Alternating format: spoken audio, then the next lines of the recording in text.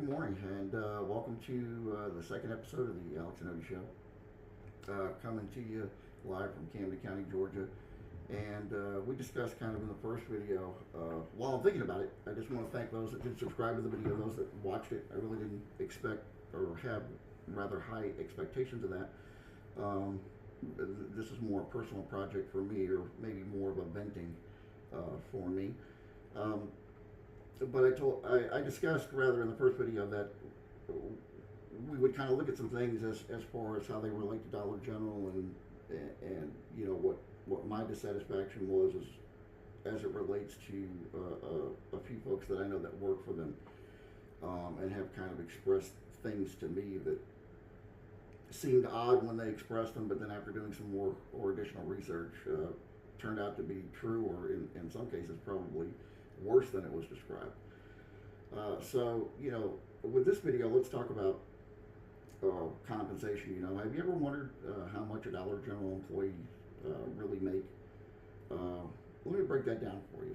Okay, Dollar General is known for paying some of the lowest wages in the retail industry. You know, despite raking in billions of dollars in earnings every year, most store-level staff earn between $10 to $16.50 an hour. Okay. Managers do a little better, you know, between $44,000 and $62,000, depending on the location. And of course, factory workers, or not factory workers, but rather warehouse workers, and you know, those that work in the loading and the manually intensive jobs or driving the trucks, you know, certainly will make a little more because it's labor intensive.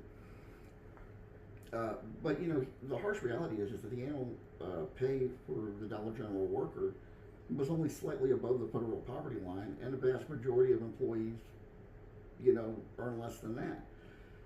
You know, meanwhile, in the second quarter of 2025, that's just this year, Dollar General reported net sales. Now, remind you, this is just the second quarter. This is not a whole year.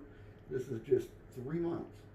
Okay, they reported net sales income of almost $11 billion and an operating profit of $595 million. Okay.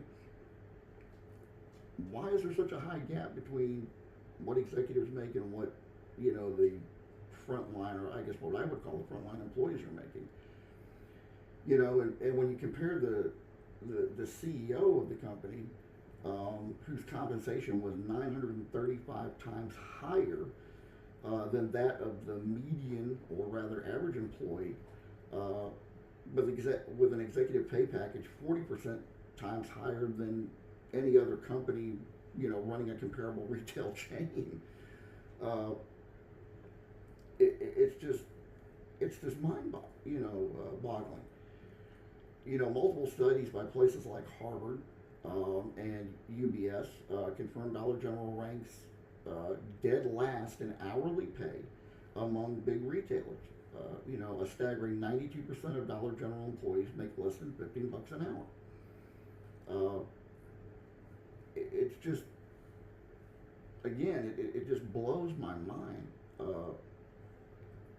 And the thing that I guess is really bothersome is that here in the state of Georgia, let me give you an example from the information that I received from the person that I referred to earlier and in my previous video.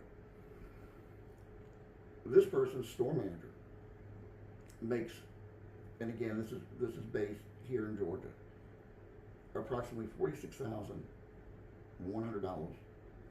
All right. And of course, when they pitch this to you and they tell you, oh, hey, your hourly wage, you know, is going to be, you know, around $24 an hour. They're pitching that based on a 40-hour-a-week schedule. Now, I know any Dollar General manager out there, probably any other, you know, salary manager knows that it's just not, it's just not realistic to think that you're only going to work those 40 hours. You know, sometimes you're going to have to work 50, sometimes you're going to have to work, you know, whatever. You know, you're going to get phone calls because, you know, you're in charge of a staff and you have to maintain that. So to some extent, you're going to be on call. But let me help you understand this. For a Dollar General manager, all right, assuming a store is open, okay, from 8 a.m. to 10 p.m., okay, which is approximately a 14-hour day. That manager may be required to go in a couple of hours before that store opens. And that manager, once they leave the store, will be required to be on call, i.e. available, until approximately a half an hour after the store closes. Okay? So, just taking that as an average. And when I say on call, I mean not just on call during the days that they work, they're on call during the days that they don't work. So, how is an employee supposed to, or rather a salaried employee, Dollar General, supposed to plan any kind of life or have any kind of work-life balance, extracurricular of their job? If you take just doing a low average, okay, of all the hours that they're on call, plus the hours that they're expected to be there outside of the normal operating hours,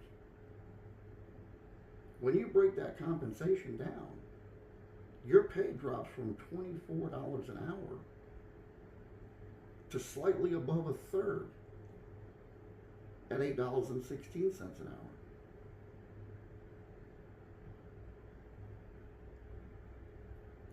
And here's the wild part. As an exempt salaried employee in the state of Georgia, it's legal.